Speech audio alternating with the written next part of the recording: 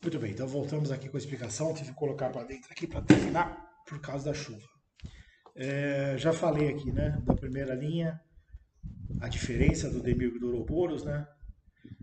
Segunda linha, diferença. Demiurgo ele tem poderes criativos. Ouroboros não cria nada, apenas corrompe e perverte. Essa é uma grande diferença e muito importante. Por quê? O Demiurgo no mito gnóstico ele sempre tem o poder de criar alguma coisa. E aí é meio absurdo, porque você pensa assim, como assim cria, né?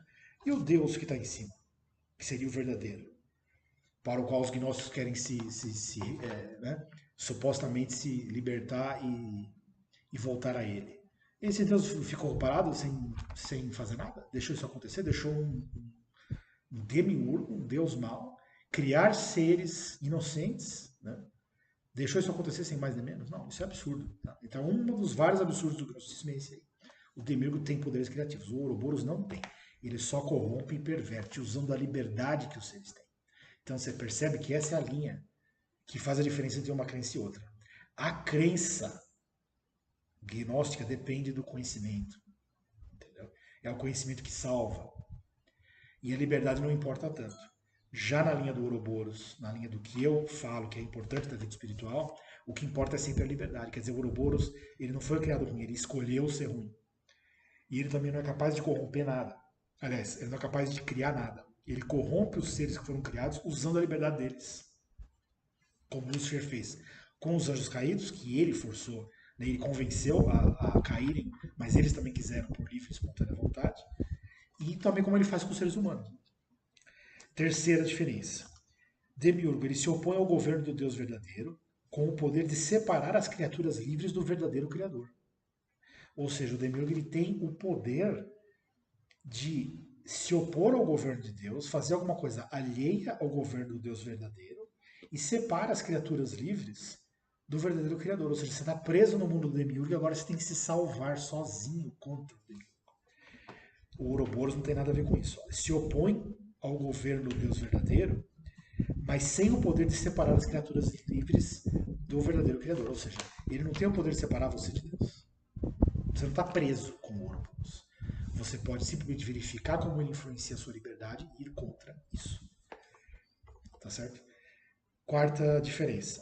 Demiurgo corrompe a criação num processo alheio à vontade dos entes livres.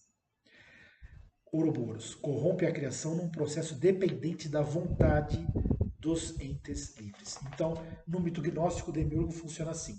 Tinha um plano maravilhoso do Deus verdadeiro e o Demiurgo consegue simplesmente estragar tudo e ninguém pode fazer nada com isso.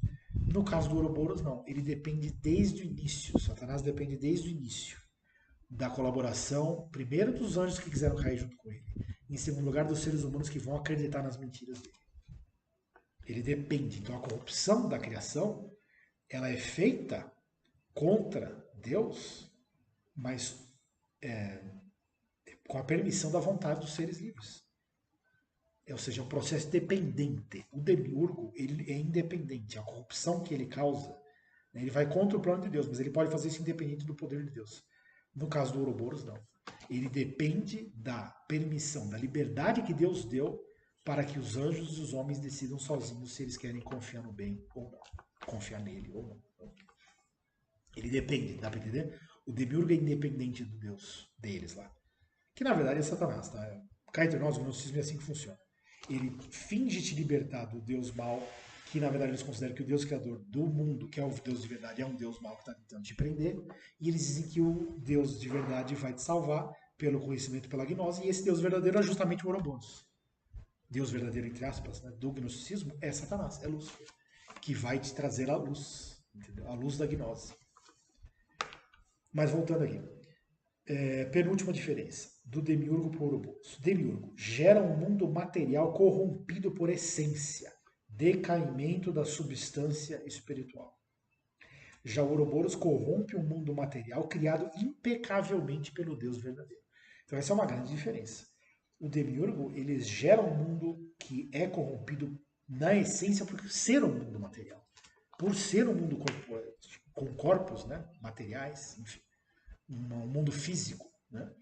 Por ser isso, já é um mundo corrompido na visão gnóstica. Só que o Ouroboros não. Ele corrompe um mundo material que foi criado de modo perfeito por Deus. Porque toda a criação física material é uma criação do Deus verdadeiro. E ela é impecável. É interessante como é que o gnosticismo engana as pessoas. Porque existe uma maldição sobre este mundo material. É por isso que, por exemplo, eu estou aqui, tá batendo um vento, uma chuva, não sei o que, daqui a pouco eu estou gripado. Daqui a pouco eu estou gripado, estou tossindo, posso até pegar uma pneumonia, Deus me livre, morrer. Isso aí não foi programado por Deus. Isso não faz parte dos planos de Deus. Então existe uma maldição sobre este mundo. Mas não é por ele ser material. É até por ele ser espiritual, porque os seres livres resolveram acreditar no mal. Então Deus pegou o mundo material e transformou numa coisa diferente, amaldiçoou ele para a nossa proteção, na verdade. Então é cheio de mentira, tá? O gnosticismo é cheio de mentira o tempo todo. Por fim, então assim, só para deixar claro, tá? O Demiurgo, ele gera um mundo material que é mal por essência. Ser material, por essência, é ser mal. Tá? É um decaimento da substância espiritual. Então a substância espiritual, em tese, não tem nada a ver com o mundo material.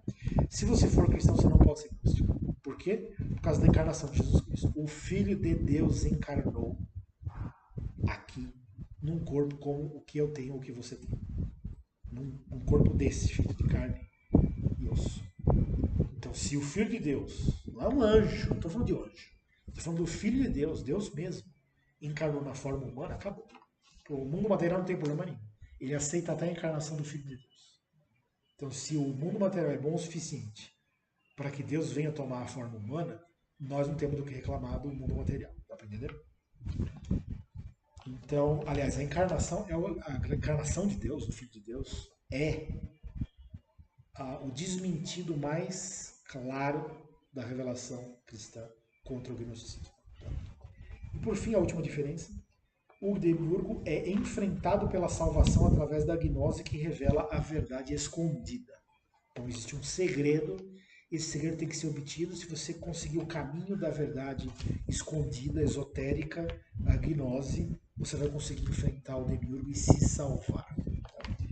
Do outro lado, o Ouroboros. Ele é enfrentado pela rejeição do mal na experiência responsável e consciente da vida. Então, o Ouroboros ele não é enfrentado através da sua própria salvação. Você não vai se salvar. Você vai obter discernimento espiritual, vai buscar ter consciência e responsabilidade e você vai rejeitar o Ouroboros. Você vai rejeitar o diabo na sua vida, no que depende da sua liberdade. Tá? E é assim que se completa aqui as diferenças entre o demiurgo e o Ouroboros. Eu vou encerrar brevemente aqui, porque a chuva nos atrapalhou, a gente já gravou bastante também hoje. Poderia falar de mais diferenças, tá? Mas o importante é dizer o seguinte: quem vier com o papo de que aqui é gnosticismo, não sabe do que está falando, deveria estudar mais sobre o tema, sobre o que é gnosticismo e sobre o que eu estou falando. Não tem nada a ver uma coisa com a outra. Tá? Quando eu digo não tem nada a ver, é óbvio que algumas coisas podem se parecer muito semelhantes, como por exemplo, como eu acabei de falar, a questão da procriação humana. Mas nem mesmo dizer que a procriação humana é pecado original é do mesmo jeito no gnosticismo no que eu falo. Né? Por quê? Porque no gnosticismo, isso é um modo de você aprisionar as almas humanas. Né? Então, quando você coloca um ser humano nesse mundo, você está aprisionando a alma humana e afastando ela completamente do Criador. Eu não acredito nisso. É uma situação de prisão, de cativeiro, ao qual a pessoa que nasce vai ter a liberdade de escolher participar voluntariamente disso ou rejeitar. É uma escolha moral e espiritual. E não tem nada a ver com aprendizado da gnose, nada disso. Tá? Enfim, podemos falar mais a respeito, mas eu vou encerrar por aqui. Agradeço a todos que tenham assistido. Esse aqui foi mais curto, acho que eu gravei 10 minutos antes e mais de 10 minutos agora. E depois eu vou ver se eu junto eles. Ou posto em duas partes mesmo. Né? Muito obrigado a todos por terem assistido e acho que o próximo vídeo já vai ser em condições melhores. Qualquer dúvida, deixa comentário debaixo do vídeo ou mande e-mail ou mensagem no grupo de WhatsApp. Tá bom? Muito obrigado a todos e até a próxima, se Deus quiser. Tchau, tchau.